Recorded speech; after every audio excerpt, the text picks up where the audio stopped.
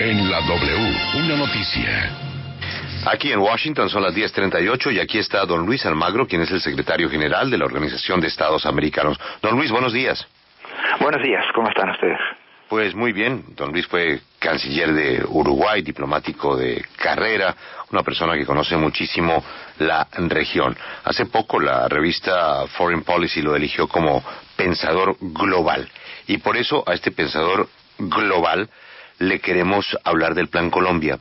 15 años después, y estamos mirando que Colombia cambió, pero que el consumo, la demanda y la oferta ha crecido. ¿Valieron la pena estos 15 años de Plan Colombia, don Luis? Sí, valieron mucho la pena en términos de paz y seguridad, en términos de construcción de una sociedad más fuerte con mejores dinámicas de convivencia. Todo eso es muy importante en los términos en que se ha alcanzado. Los trabajos estos también son permanentes y los ajustes son necesarios que se hagan en forma continua porque la sociedad va evolucionando y las realidades son otras, pero los términos de contención que logró el Paz Colombia son muy importantes. Toda la evolución que ha llevado a un escenario completamente nuevo y eso es algo extremadamente positivo para el país. Pero si el Plan Colombia ha sido exitoso y ha traído muy buenas cosas para Colombia, como lo dice usted, señor Almagro, que era la lucha contra las drogas, porque hoy internacionalmente estamos hablando de la legalización y de que hacia allá es hacia donde debemos ir. Y oh sorpresa, particularmente cuando, por ejemplo, la marihuana empieza a producirse en los Estados Unidos. Sí, y a eso me refiero puntualmente cuando señalo que la evolución social nos presenta hoy escenarios nuevos con diferentes características y nuevas necesidades, porque también es necesario dar pasos que nos lleven a un nuevo punto de partida en la lucha contra el narcotráfico y contra el crimen organizado. No hay dos escenarios iguales en el continente. Estos escenarios dependen siempre de condiciones en cuanto a educación, salud, convivencia social, seguridad, que son los que aportan los elementos esenciales. Los países tienen combinaciones diferentes en estos puntos y algunos de ellos pueden evolucionar hacia fuera del prohibicionismo, pero son casos específicos en los cuales está asegurado y garantizado un resultado concreto al respecto en cuanto a arrebatar el mercado de la marihuana, en este caso, al narcotráfico. Y para hacer una discusión más amplia, que no vaya por esta fragmentación de esa posibilidad, ese debate más amplio, abierto a todas las naciones, ¿por qué no se acaba de sincerar? ¿Por qué seguimos así, como por pedacitos, como digo, y no hay un debate amplio y sincero sobre el tema? Bueno, la oportunidad es porque ese debate quedó para este año, cuando se haga la Asamblea General de Naciones Unidas sobre el tema de estupefacientes. Esta va a ser la ocasión en la cual va a quedar muy claro para mí, a partir de esa Asamblea General, que hay diferentes alternativas para resolver el problema y que los países deben seguir y buscar esas alternativas en función de estas condiciones sociales que a las que hice referencia antes. Pero señor Almagro, en la misma línea de la pregunta que le hacía Félix, ¿qué pasa con el informe que entregó la OEA aproximadamente un año después de la Cumbre de las Américas de Cartagena en 2012, en el que precisamente hablaba de la despenalización? De entonces a ahora, solamente un país, que es el suyo, Uruguay, ha acogido, digamos, de alguna manera las recomendaciones del informe, y de manera tímida México, a través de las Cortes, y Colombia, que lo acaba de hacer por decreto, ha despenalizado. Pero realmente ese informe quedó enterrado. No, ese informe no quedó enterrado, ha sido una referencia permanente para todos los países y abrió muchísima discusión en los países. Y eso es lo que posibilitó que los pasos tan importantes que se han dado en el continente. Es verdaderamente uno de los legados más importantes de la administración de José Miguel Insulza. Hoy tenemos que preparar un nuevo informe. Al que hace usted referencia señalaba algo que es muy importante tener en cuenta y que yo de alguna manera mencioné antes. No hay dos escenarios iguales y todos los países tienen que partir del escenario donde están hoy en el tema de drogas. Y son todos diferentes entre sí, por lo tanto las soluciones van siendo diferentes. Hay algunos que tienen mejores posibilidades de avanzar por este camino que usted señala de Uruguay y de también varios estados de los Estados Unidos, aparte de decisiones judiciales o decretos que se han realizado o expedido al respecto.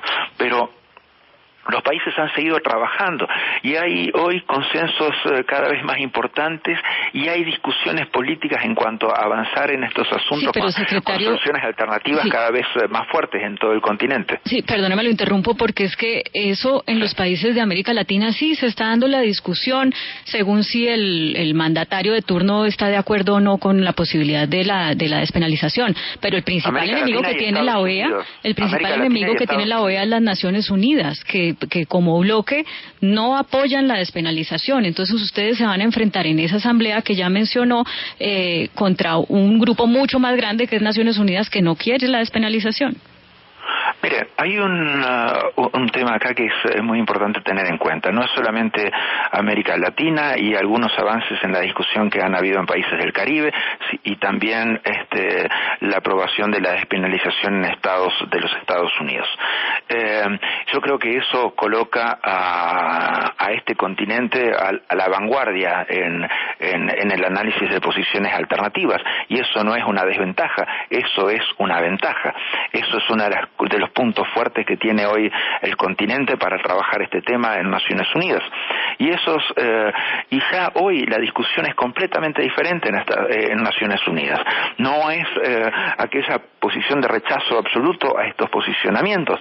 Ha avanzado hacia una posibilidad de abrir alternativas, y eso es lo que se va a consolidar en la Asamblea General a la que hice referencia, que no hay una solución única para el tema de las drogas y que los países tienen la posibilidad de elegir su camino en función de sus condiciones sociales y económicas. Le cambio de tema porque usted hablaba ahorita del legado de José Miguel Insulza cuando hacía mención al informe sobre el manejo de las drogas, pero uno de los legados también que él dejó a la OEA, a juicio de muchos, fue negativo, porque fue, mostrar o evidenciar la debilidad de un organismo que ha sido tan importante por muchos años frente a los problemas del continente, por no haber aplicado la Carta Democrática Interamericana a Venezuela, por ejemplo. Pero usted, desde que entró, está marcando un cambio en el tono como se maneja esa relación directamente con Venezuela. ¿Hasta dónde cree realmente usted que puede llegar, para acoger los llamados de todos esos actores de Venezuela y fuera de Venezuela que dicen que hay una carta por aplicar y que puede realmente ser válida para cambiar el rumbo de la política venezolana? Mire, para todo el continente hay dos cartas para aplicar, porque no se olvide tampoco de la propia carta de la Organización de Estados Americanos, aparte de la Carta Democrática. Nosotros hemos sido muy contundentes y hemos actuado con definiciones claras en temas de democracia y obviamente de respeto a los derechos humanos en el continente. Hemos tenido una acción directa en Venezuela en función de denuncias que hemos sustanciado y sobre las cuales hemos elaborado argumentos muy contundentes, y esos argumentos muy contundentes nunca fueron rebatidos en realidad. Siguiendo en esa hay etapas subsiguientes, pero esas etapas también lo que hemos hecho fundamentalmente es aplicación de la Carta y de los principios que la misma contiene. Fundamentalmente las obligaciones que tienen los países en materia de democracia y de respeto a los derechos humanos, específicamente los derechos civiles y políticos.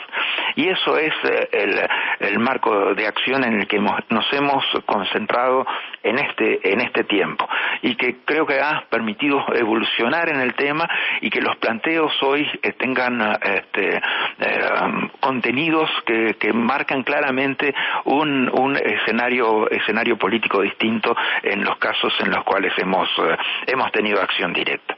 Y eso va a ser nuestra lógica de trabajo para Venezuela o para cualquier país. Hoy estamos en Haití, hay una misión que ya ha cumplido un trabajo muy importante, y verdaderamente felicitamos al presidente del Consejo Permanente, quien ha presidido la misma en Haití, que ha empujado a los actores políticos al diálogo y que trajo una dinámica de paz. El hecho de que la OEA estuviera en Haití implicó que cesaran las situaciones y de tensiones y conflicto político y social que había en el país. Creo que queda mucho por hacer, y que las soluciones son necesarias empujarlas por parte de los haitianos. Nadie va a reemplazar una solución que tienen que implementar los haitianos al respecto. Pero vamos a estar involucrados en los temas de democracia en cualquier lugar del continente, y en esos casos siempre hemos hecho referencia a un instrumento esencial que tenemos, que es la Carta Democrática, pero también hemos hecho referencia a la Carta de la OEA, que nos da la obligación de actuar en estos casos.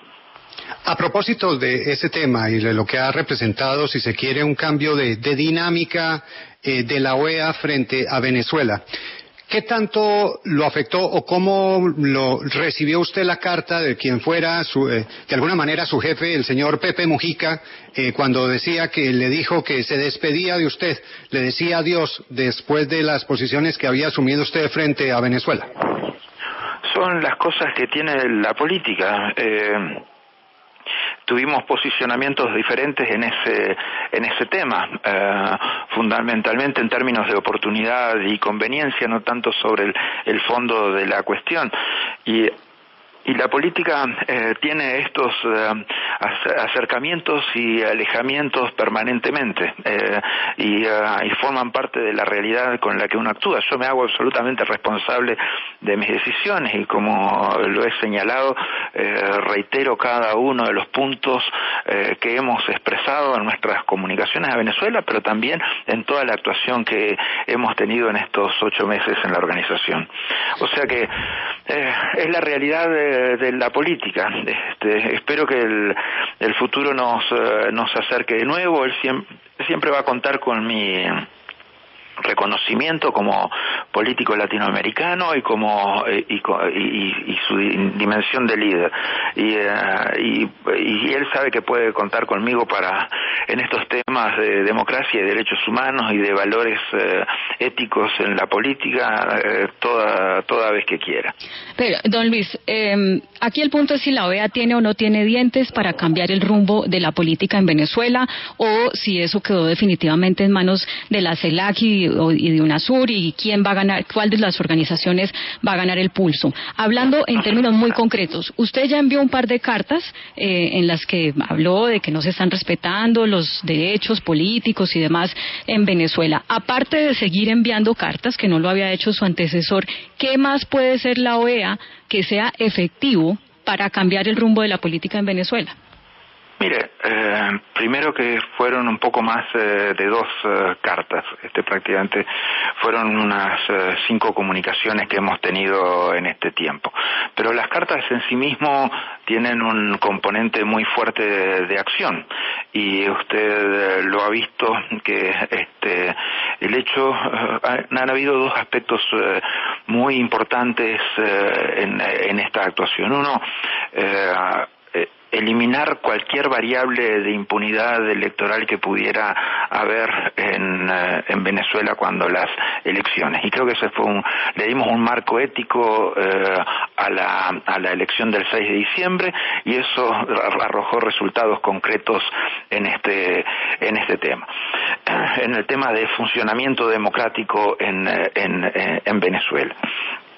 Hemos también fortalecido algo que era muy importante en este continente, que era desdemonizar a la oposición venezolana. Prácticamente los liderazgos en el continente habían prácticamente cerrado sus puertas a la oposición venezolana porque todo el mundo se sentía que estaba hablando con un golpista o con alguien que había intentado un magnicidio por lo menos 3 o 4 veces. Esto ha sido muy importante también por cómo incidió en la forma de trabajo de la oposición y las garantías de actuación que le dio a la oposición venezolana en su propio sistema político, pero también hacia el exterior. También los casos que se han atendido en el sistema interamericano, esencialmente los vinculados a libertad de prensa, que los vamos a tener que seguir insistiendo, especialmente en la renovación de licencias de Globovisión y de Venevisión, para que puedan seguir haciendo su trabajo periodístico independiente en Venezuela. Son cosas que permanentemente ustedes se ha concentrado mucho en lo que es nuestra actuación en Venezuela. Hay actuaciones que también cumplimos en otros lados vinculados a estos temas o a temas de corrupción, etcétera, etcétera.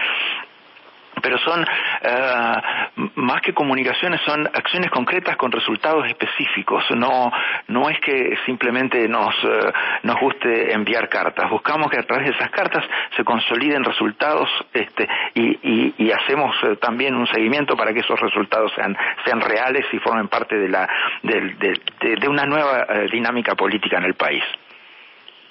Señor secretario, muchas gracias por atendernos. Feliz mañana. Ha sido usted muy amable. Un abrazo, gracias a ustedes. En segundos, el jefe de